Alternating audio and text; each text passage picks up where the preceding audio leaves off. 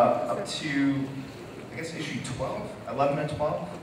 Yeah, so, and you know, we think it can be wrapped up in 6 issues, it might be 7, but it always was intended to have sort of this first half, second half.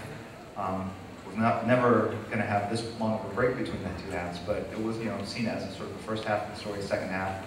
Obviously, the resolution of the story, who killed Robin's parents, a lot of the characters that Frank introduced in the storyline will get resolved, and it's something that we both are very much looking forward to ending. And I have to tell you that, you know, Frank has always surprised me on this project. You know, I had a vague idea where we're going when we started it, but you know, as I was getting the scripts and, you know, this goddamn Batman and this and that, it was just like, I was like, wow, who is this character? And as I was drawing it and as he was building it up, and he just made Batman this very kind of ruthless, kind of over-the-top character, almost a sort of an exaggeration of what we all know Batman to be.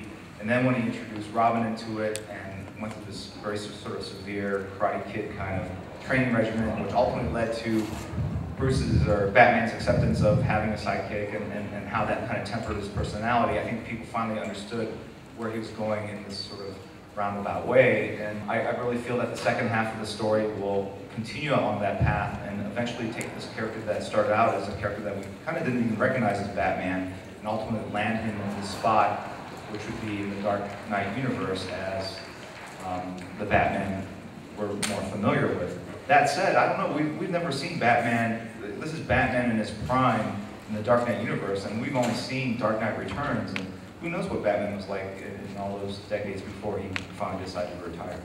And so we saw Batman Year One, which was very, very early on, but we never saw anything really in the meat, kind of that central part of it.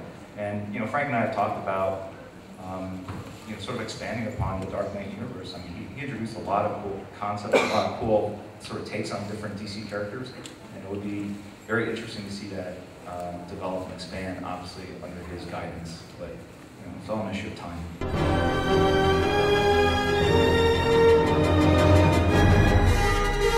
Look, I love those characters. Co-created most of those characters, but you know, honestly, the sales were not where they really should be. You know, there's a great legacy. You know, it's interesting, once they announced that Wildstorm was ending, a lot of very kind creators kind of posted up their memories of working at Wildstorm and the characters they created.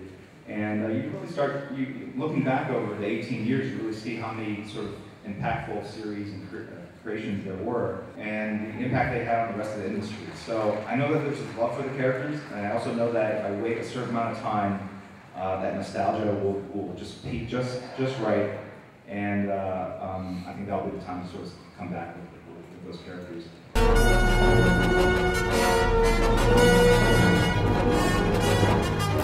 No, unfortunately, this is it. I peaked, and it's all downhill from here. I don't look at comic books as a means to a different end. To me, it is the end that I chose to have. When I was pre-med in college, and my dad wanted me to become a doctor. He was a doctor himself. And so my entire life, I was sort of programmed and brainwashed to become this healer of people, you know, something very noble. And, you know, but as I grew older, I realized I really loved drawing, and I really loved telling stories with pictures, and I just always loved comic books. And I love movies as well and all that other stuff, but there's a certain joy you get out of telling pictures with static words, and there's little tricks and creative things you can do that you can't do in other medium like film. And it's not to say I haven't made movies. I mean, my wife and I will make movies at home sometimes and stuff. No, the kids. Oh my God, what's wrong with you guys? Wow. Well, we're in New York. Usually, I don't get that kind of response. But yeah, so we play around like lighting, you know, costuming, and all that kind of stuff. My kids love Tomb Raider. Dang.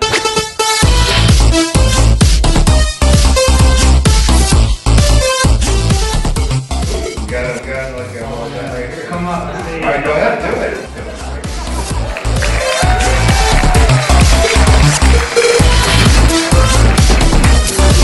Yeah.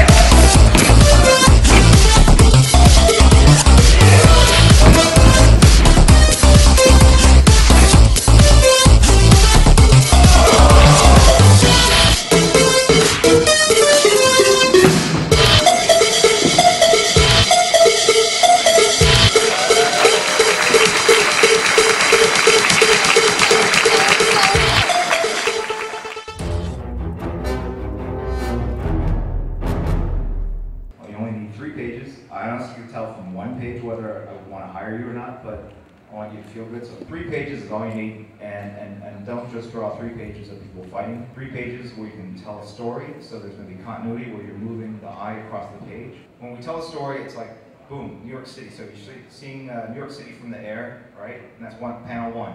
Panel 2 is the Javits Center, right? It's a down shot of the Javits Center. Panel 3 is a bunch of people waiting in line outside the Javits Center, right? Panel 4 is a guy that shouldn't be in a costume that he's dressed up in, and all these people walking away from him holding their noses, right? And so now I've told a little funny story, and I've moved your eye from a location. I would rather see that than, honestly, a person punching each other. You can save that for page 2, you know. the guy in the costume gets punched. Now you're continuing the story, and you're drawing buildings, and you're showing me 3-point perspective, hopefully. You guys all know what 3-point perspective is, right? It's 2-point perspective plus another. Anyway, 3-point perspective, and yeah, storytelling, and then yeah, guys fighting each other. It's awesome, always good to have. But guys in suits, important. Got to have people that pay the people that are in costumes to fight, and you want to also show you can draw, you know, women and old characters, people that need to get killed, you know, in the storyline. It's a joke. Oh my God. And you know what? The other thing I would say is, don't give me pencil and ink colored work. If you want to be a penciler, just show me pencils. If you want to be an inker, show me inks over another penciler. Usually, if you're not that great of a penciler, it means you're going to be probably even worse inker, because there's a lot more sort of motor control that you need to be a great inker. And so if your pencils might be decent, but your inks are probably going to be worse. And then when you ink your pencils, it's going to even look worse than what it really should look like.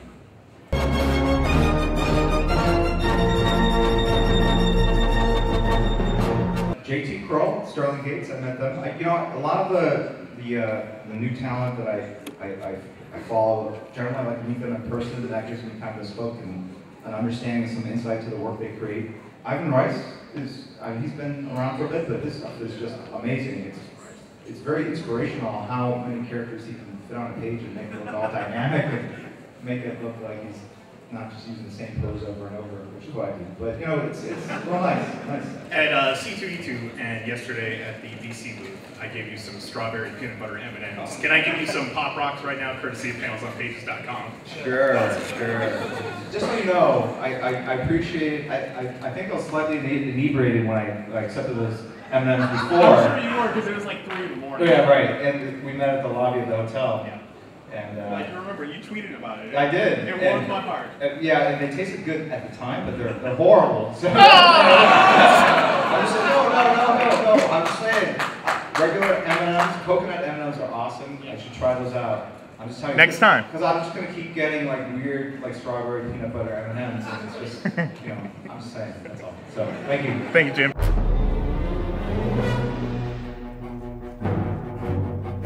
Your cube? Autograph cube. Autograph cube. Is there anything inside the cube? No. Store things in it? Is it more of a storage chest than No, a cube? it's not a cube. It looks kind of rectangular to me. It's a cube. It's a cube. Alright, you know what? I'll take the word for it. Alright, I will sign your autograph cube. Yeah, distracted by the cube, sorry. No one else has signed this.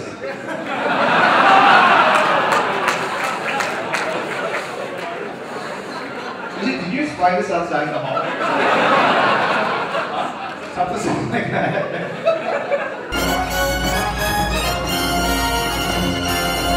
We now have the goddamn autograph cube.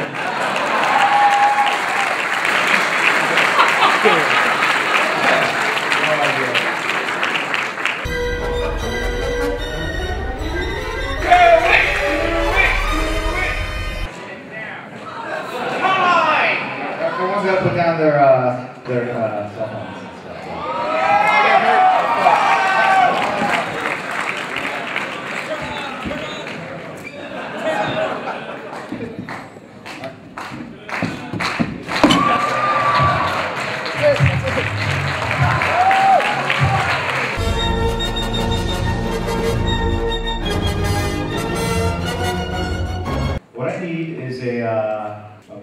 movie stub ticket. Hold on.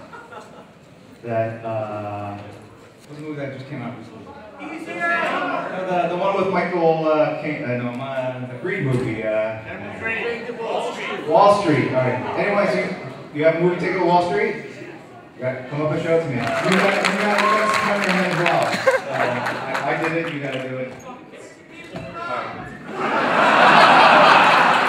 Where did you keep this movie stuff? Okay.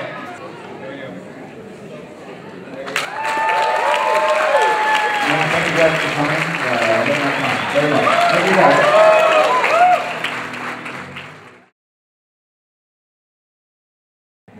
Maybe I'll just like hold your hand and we'll draw together. You know, soothing music and I'll free your mind and talk about it. Thanks. Thanks.